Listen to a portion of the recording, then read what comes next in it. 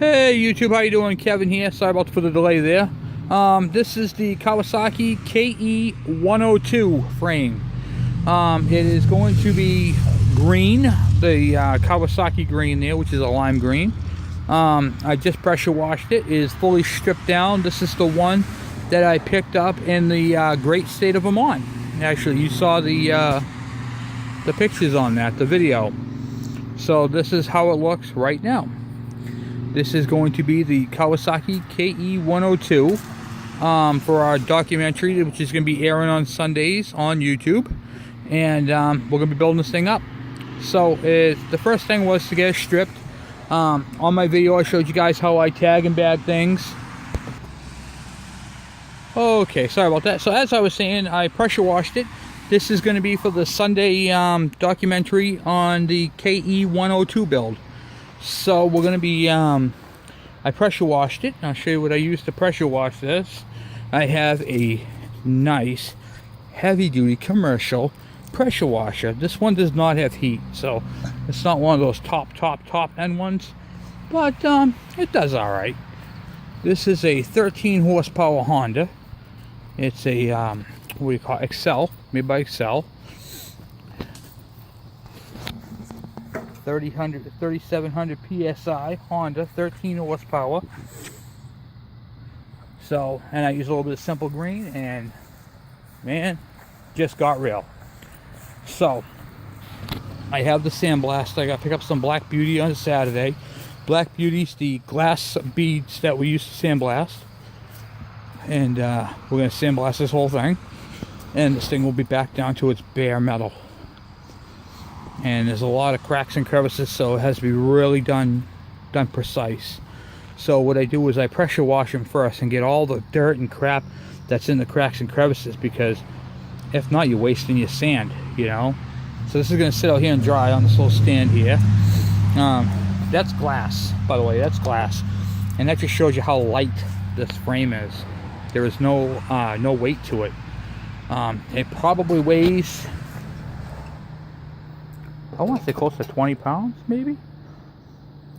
This is naked. There is nothing else that can be removed off this other than the paint.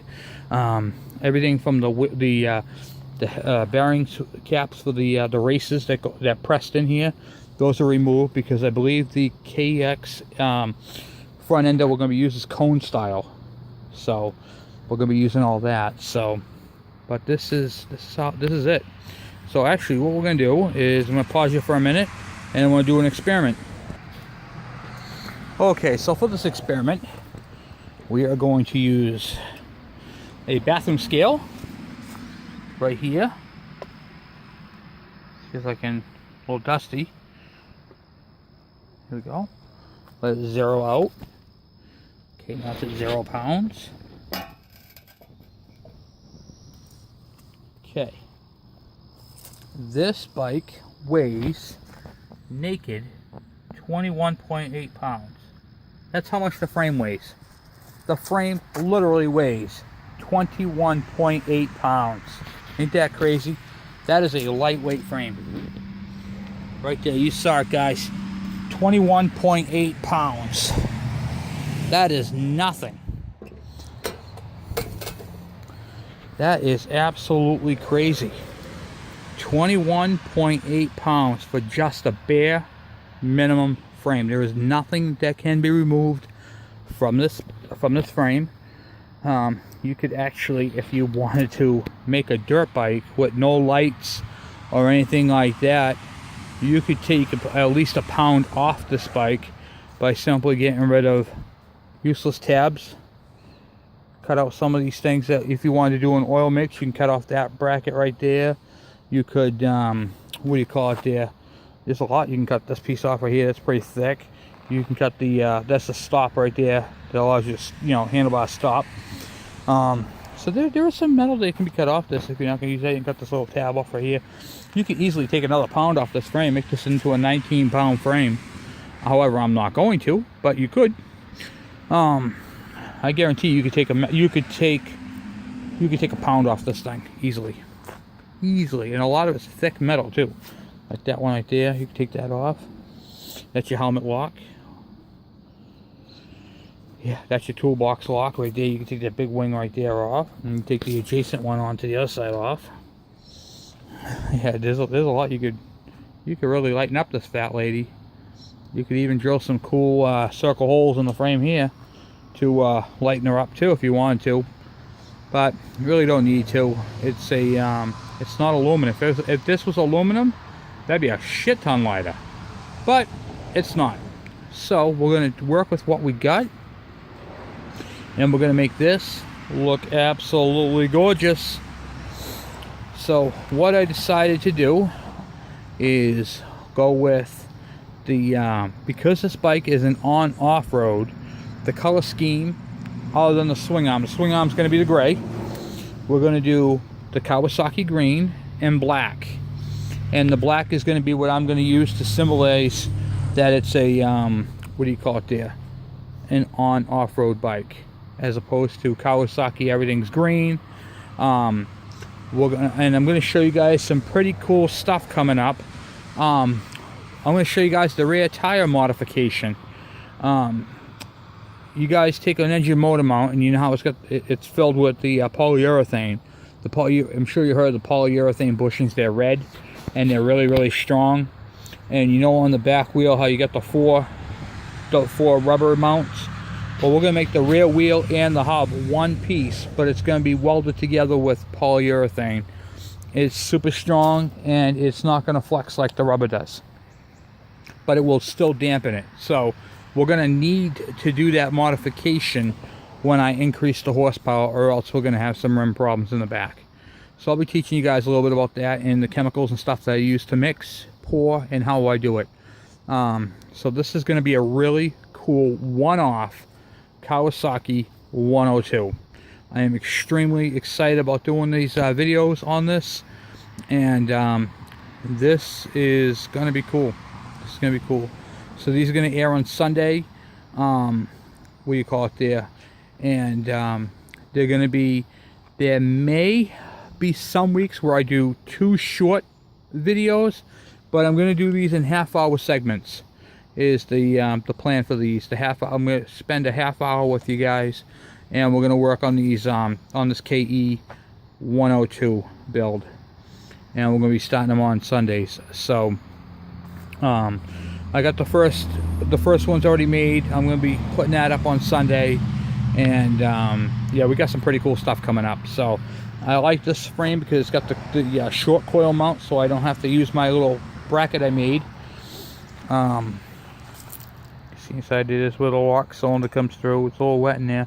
I got it on this frame to dry up, so that's what I planned right there. So we're going to be doing other videos in between then, just so you guys know. So don't think I'm just going to be doing Sunday videos and that's that. Nope. I have a lot of videos coming up. A lot.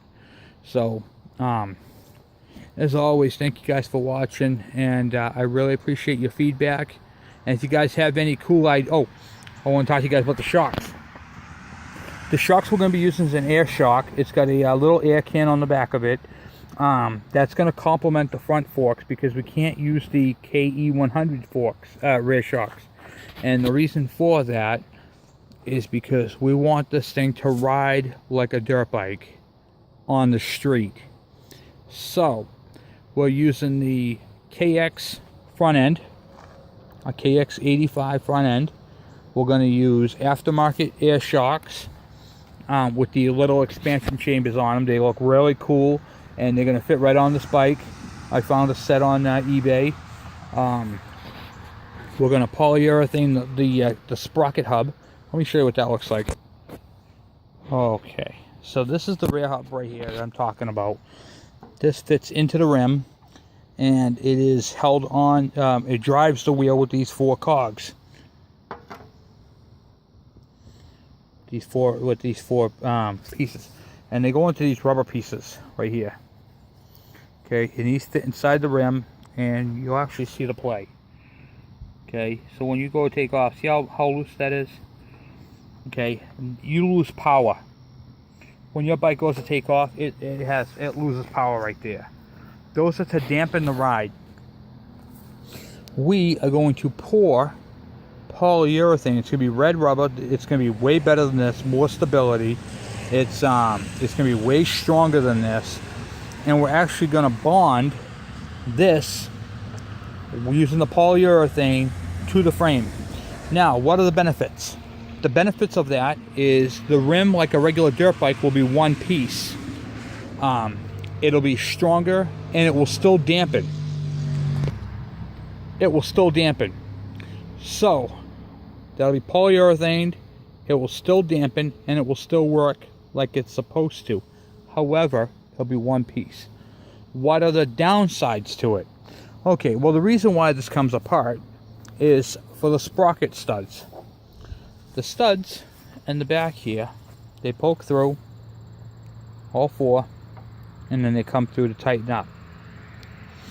Those will no longer be able to be pushed through because this is basically going to be adhered to the rim. Now, you see how shiny they are? That is not cleaned up. That is not cleaned up. That is shiny because it slips. It goes back and forth like this. So when you go to throttle up and take off like a bat out of hell, your rim is really just, you know, it's twisted. It's bending the hell out of these. It's twisting them. I mean, to shit, they're like that. They can't handle it. The polyurethane will handle it, and it won't twist like that. So it'll all be one piece. So you'll have it'll dampen a little bit, but it won't be as dramatic as that. So when you take off on a hole shot, you'll take off like a regular dirt bike, which is the benefit. It's called polyurethane, and we're going to use it, and you can mix it in different colors. I'll show you how to add dyes to it. We're going to do it green, of course, because that's what we do. Things will be green, and yeah, so that's where we're at. So I got the frame pressure washed. We're going to get the sanding stuff this weekend and sand this whole frame. This is going to look like it did before it even had paint on it. We have to be careful for the VIN tag. We don't want to hurt the VIN tag because it tells you right on it. You know, I can't really see it because of my light, but autofocus. Yeah, you can't really see it because I got the light on. But anyway, you'll be able to let's see here. So it's 89. We don't want to hurt this tag. We don't want to lift up or nothing. We want it to be on there as nice as it is right now, and so we can use it to put this bike together and all be legal. And of course, we're going to have all this stuff right here. So, made in the Philippines. It's got the VIN. So, this is pretty cool. Pretty cool. So, that's the plans. Thank you guys for watching. And as always, please subscribe.